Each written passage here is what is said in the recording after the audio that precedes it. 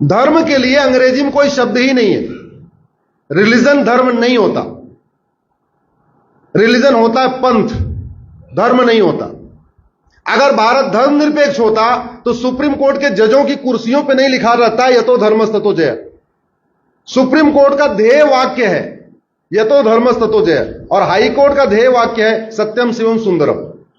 अगर ये भारत धर्मनिरपेक्ष होता तो न हाई कोर्ट के जज की कुर्सी पे लिखा होता सत्यम शिवम सुंदरम, न सुप्रीम कोर्ट के जज की कुर्सी पे लिखा होता यतो धर्मस्ततो जय। ये बहुत बड़ी गलतफहमी है।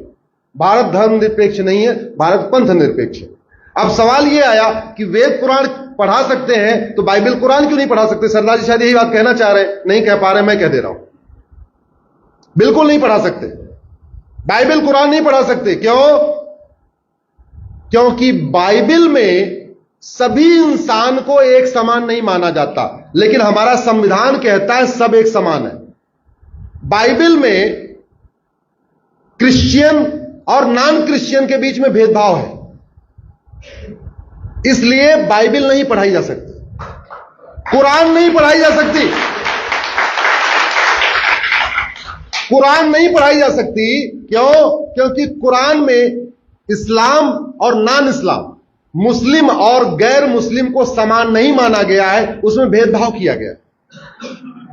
वेद पुराण यह नहीं कहता है कि आप, वो कहता ही नहीं है कि आप सिख हो कि जैन हो कि हिंदू हो या कि मुस्लिम, कुछ नहीं कहता। वो तो कहता है अष्टांग योग का पालन करो, यम नियम का पालन करो, स्वाध्यायी बनो, सदाचार करो, इस तरीके की बातें हैं। इसलिए वेद पुराण पढ़ाया जा सकता है। सनातन, आप इसको दो तरीके समझिए।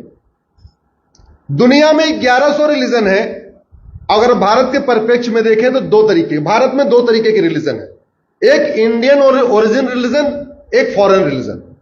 एक वो रिलीजन है, रिलीजन और धर्म में सरदार जी, अब आप, अरे सरदार जी सवाल पूछ लिया, जवाब नहीं सुन रहे हो।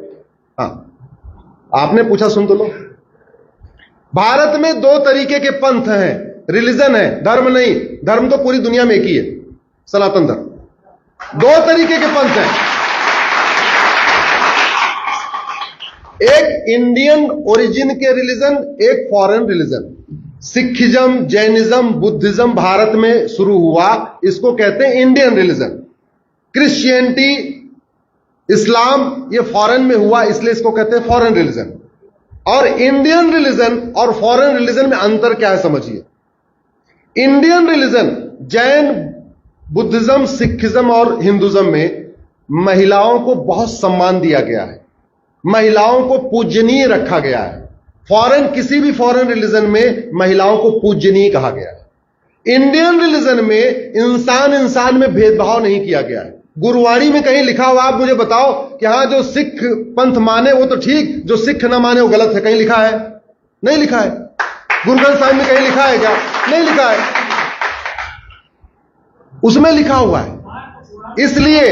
इसलिए पहली बात तो दुनिया में धर्म एक है, पंथ अलग अलग है। लेकिन जो लोग ये कहते हैं कि सब धर्म एक समान है, बिल्कुल गलत बात है। जब सबकी किताबों की शिक्षा अलग अलग है, किताबों में ऊंच नीच का भेदभाव है, कुछ किताबों में छुआछूत की बातें हैं, तो सब एक समान कैसे हो सकते? हाँ, हिंदुज्म, जैनिज्म, बुद्धिज्म, सिखिज्म की लगभग टीचिंग एक जैसी है। न किसी में धर्मांतरण करना सिखाया गया है, न किसी को यह सिखाया गया है कि जो न माने उसको कत्ल कर दो। कहीं यह नहीं लिखा गया कि जो नहीं मानता उसको कैसे भी करके धोखा देके, लालच देके, प्यार से उसको कन्वर्ट करके लाओ। न गुरु ग्रंथ साहिब में लिखा है, न कहीं जैनिज्म में लिखा है, न बुद्धिज्म में लिखा गया, न सिखिज्म में लिखा है, न सनातन धर्म में लिखा गया। इसलिए भारत धर्म निरपेक्ष नहीं है, भारत पंथ निरपेक्ष है। और ये बातें इसलिए नहीं पता है क्योंकि हम लोगों को, इसलिए वेद पुराण को पढ़ाना जरूरी है। हमारे बच्चों को पता रहे, हमारे पास हर चीज का जवाब हो, हम कहीं अवाक न हो जाए। उसका एक ही तरीका है कि भारत में सनातन शिक्षा लागू हो। सनातन शिक्षा लागू होती ना आप ये सवाल पूछते, ना मैं आपको जवाब देता।